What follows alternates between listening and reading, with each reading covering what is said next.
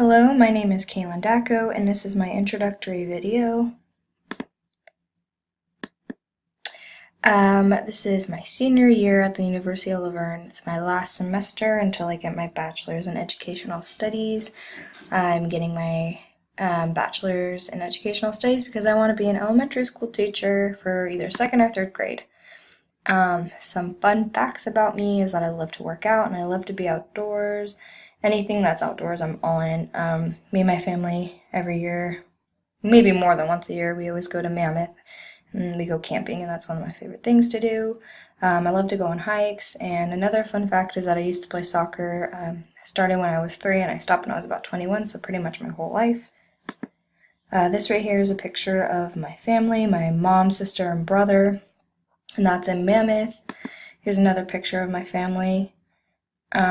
This was at a family party, and then I added this in here just because I took this class because I needed extra credits just to fill in my credit, how much credits I needed for my bachelor's.